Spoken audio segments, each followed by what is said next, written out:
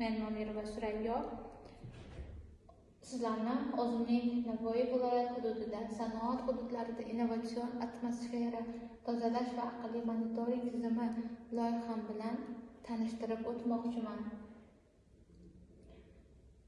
Hammaga ma'lumki, Navoiy viloyati O'zbekistonning sanoat hududi hisoblangani uchun bir nechta sanoat korxonalaridan chiqayotgan gazlar, og'ir metallar havoga singishi sababli aholining salomatligida va ekologik tizimda ko'zga ko'rinarli muammolar keltirib chiqarmoqda.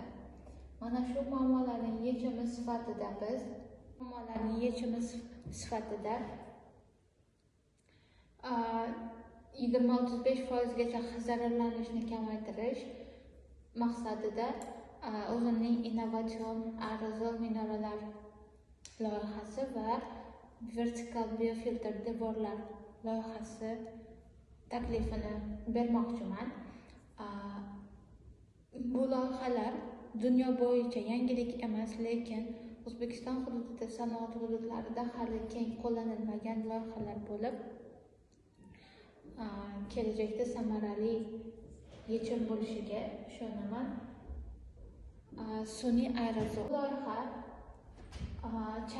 havodagi changni va havodagi og'ir metallarni suv tomchilari, zarralari, ya'ni mikro zarralar orqali yopishtirib, bostirish yo'li bilan amalga oshadi. Aerozol minoraning aylanma suv tizimi bo'lgani uchun bu yerda suvning ortiqcha sarfiga yo'l qo'yilmaydi. Bu yerda sxemani ko'rib turibmiz. Demak, minora va minora atrofida hovuz, bu hovuzda chang zarralari va havodagi og'ir metallarni singdirgan mikro tomchilar yig'iladi va bu jarayon aylanma suv tizimiga, yig'ilgan suv aylanma suv tizimiga o'tadi va bu yerdan suvni qayta ishlash mexanik filtriga yuboriladi. Mexanik filtrda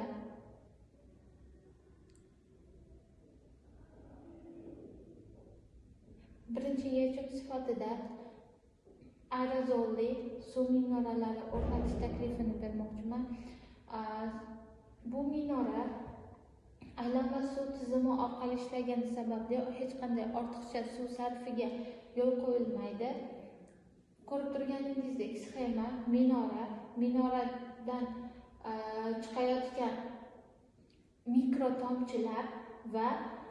tomchilar havodagi changni va og'ir metallarni o'ziga yopishtirib hovuzga tushadi. Hovuzdan mexanik filtrga yuboriladi. Mexanik filtrda qumlar, yirik changlar cho'kadi va undan keyingi bosqichga yuboriladi. Undan keyingi bosqichda og'ir metallar cho'kadi. Keyingi bosqichda karbon filtr va qum filtrdan o'tadi va nasos orqali qayta ishlashga yuboriladi va qayta ishlangan suv yana havoni tozalash uchun ishlatiladi. Energiya sarfiga keladigan bo'lsak, energiya sarfida quyosh panellari orqali, ya'ni yig'ilgan zaxira batareykalar orqali energiya bilan bu minorani ta'minlasak bo'ladi. Keyingi yechim vertikal biofiltr devorlar. Vertikal biofiltr devorlar dunyoning ko'p mamlakatlarida qo'llaniladi. Aynan O'zbekiston sharoitida sanoat tuzilmalarida hali biofiltr devorlar ommabop emas. Biofiltr devorning ishlashi qanday bo'ladi? Zavod atrofida 7-5-8 metrli balandlikdagi metal konstruksiya devor va u konstruksiyaga ekilgan moxlar, ya'ni ildizsiz o'simliklar, suv o'simliklari, chang yutuvchi mikroorganizmlar joylashtiriladi. 1 metr kvadrat biofiltr 200-300 metr kvadrat daraxtga teng havoni tozalashi mumkin va bu biofiltrlarimiz havodagi karbonat angidrid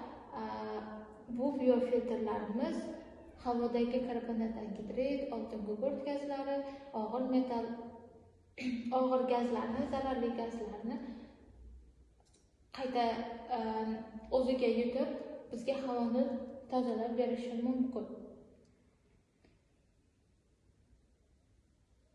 Aqlli havo monitoring tizimi orqali, bu sun'iy intellekt orqali biz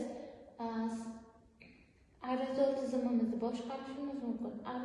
Aqlli havo monitoring tizimi sun'iy intellekt orqali havodagi chang zarralarini, havoning sifat darajasini aniqlaydi. Sun'iy intellekt orqali aholi havoning ifloslanish darajasidan ogohlantiriladi. Bunda mobil ilovalardan foydalaniladi.